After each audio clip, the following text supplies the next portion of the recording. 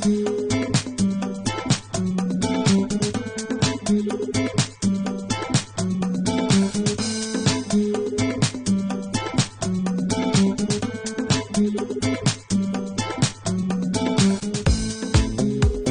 return to visit the charming Skylarks garden in Kent, where sunlight and shade send playful highlights and shadows over flowers and foliage in the secluded Leafy Glade at the bottom of the meadow.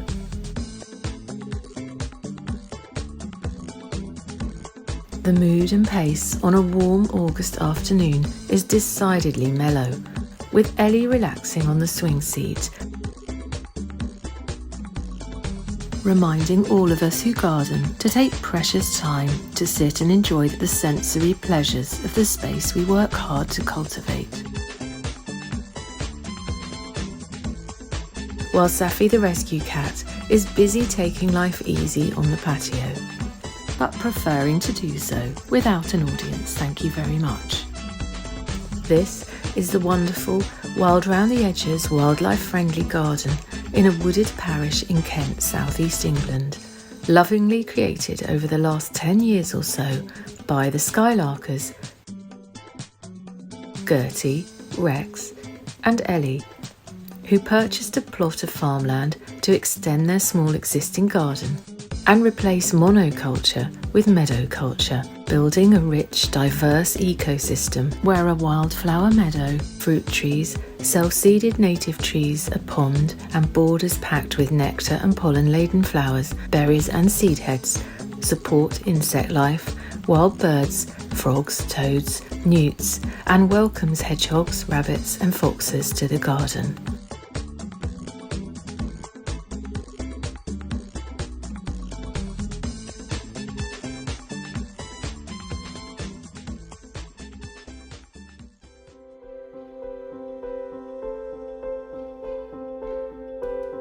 I'm here with Gertie. Hello. And Rex. Hiya. And Ellie. Hello. So, as a child, what were your favourite activities or games in a garden? Climbing trees. When not busy exploring arboreal heights, Gertie loved engaging with a good book in the garden as captured by this evocative childhood photograph of a young Gertie lost in a literary world. And particular favourites were novels by Arthur Ransome, best known for writing and illustrating the Swallows in Amazon series of children's books. We had a lawn in the grandparents' place, and there was some swings there, so we used to sort of climb on that and swing about. And that sounds really nice.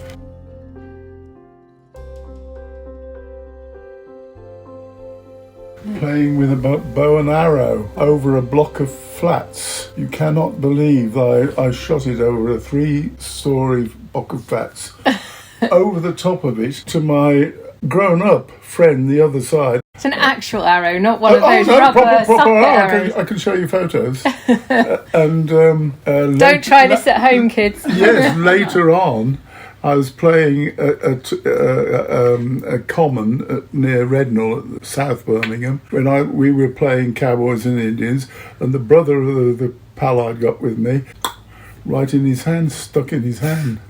So I was not popular with the parents because it actually stood out. Not surprised. It didn't bleed, funny enough. That's weird. Yeah. Oh my gosh. Other than that, playing with a dog, I think, before I was 11, Cocker Spaniels, which are beautiful dogs. Oh, yeah. But I don't know, when you're a child, you manage to find anything really. any ways to spend time in the garden that aren't, necessarily games that you could name. You just invent things, stories, and build camps and all sorts, and just manage to while away a whole day, whole week, whole month quite easily. Yeah. Definitely. Especially if there's a big garden with lots of nooks and crannies to explore. Yeah. Yeah. Gertie, any other memories of gardens, or did you go to a school with a green area to play in? Or? There were places where a group of friends would sort of sit together and make up stories and that sort of thing. And there was a big cedar tree which I used to hang from with my feet. Oh, wow. That's quite daring. I remember my cousin once accidentally sat on was it a wasp's nest or a bee's nest? Wasn't A wasp's nest in the garden. That didn't turn out too well for her. No, I can't imagine it would. Gosh.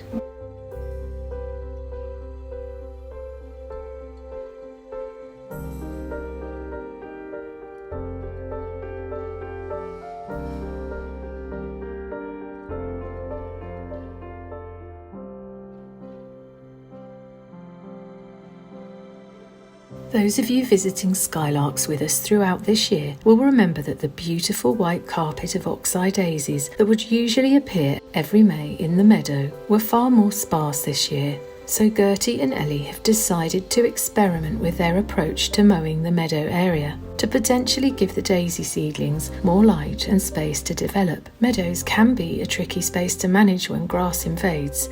However, a sight that came as a revelation to me was the way sweet pea seeds from an ornamental plant had germinated naturally in the meadow, dotting the area with bursts of magenta petals and proving very popular with bees and brimstone butterflies.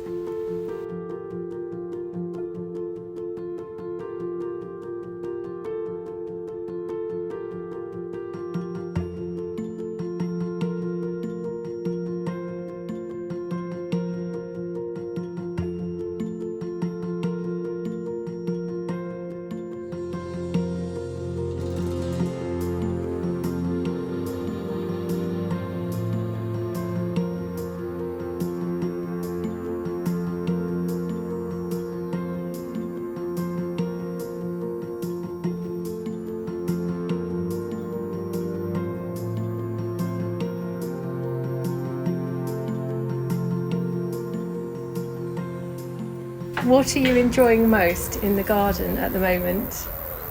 The view. Because there's so much pollen about, I can't go out there. Appreciation from a distance. From the windows and everything. Has it been a bad year for pollen? Yes, and this last 2 days very high. Well, for me, it's the Agapanthus that came from you, because it's the only plant that's really floral at the moment, because we've had so much rain and not much sun. Everything's grown big, but there's not been a lot of flowers. But that plant, for some reason, has just been spectacular. It's enormous and it's vibrant and almost kind of iridescent. The one at the front, big, oh, it's beautiful. Yeah. And you've got it in the ground as well. So yes, indeed. Over winter, it's amazing that it's survived. It does look gorgeous. And Gertie, what's your I think at the moment the front garden is more interesting because there are more things flowering in the front. And lots of butterflies. Yes, many butterflies. The Buddleia is covered with butterflies. Which is great. Beautiful. Red admirals and peacocks mainly, but smaller ones as well. We've seen quite a good variety, haven't we? Yeah, we saw some holly blues, and then we weren't sure if it was a Gatekeeper or a Meadow Brown because we weren't close enough to. No, it's hard to tell if they're double spot or single spot. But well, they always close up when you get close.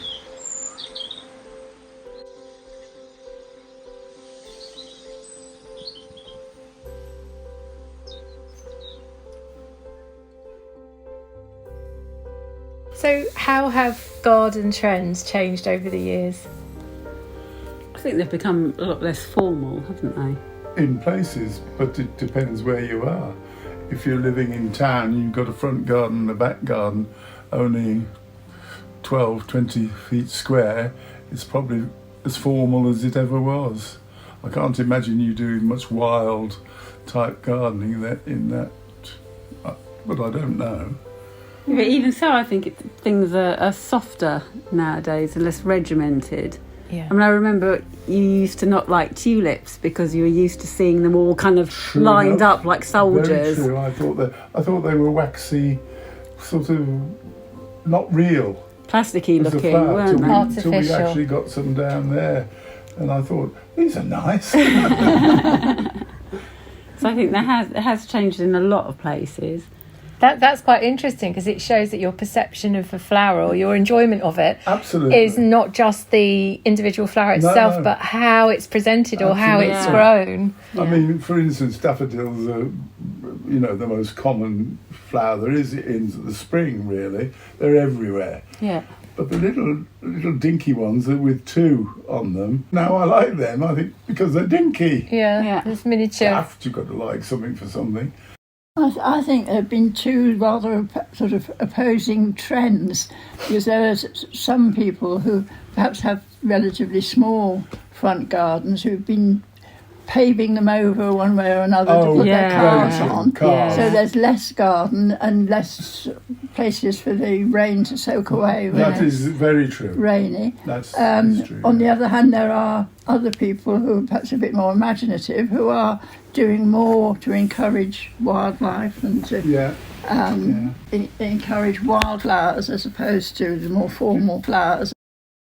I have a sneaking suspicion that Safi has been listening to this conversation and musing on the fact that irrespective of horticultural trends, whether the garden space is formal or informal, ornamental or wilder in essence, there is one constant that transcends flower fashions. Gardens are simply there to provide a cat with a space to roam in that only they know inside out in a way no human ever can.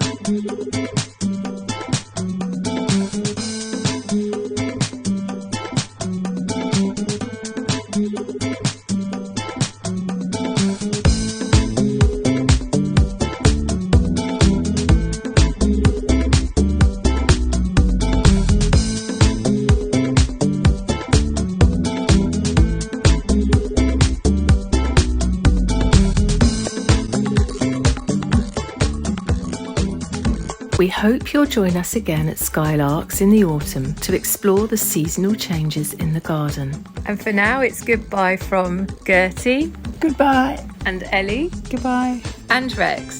Ta-ra a bit. Ta-ra a bit.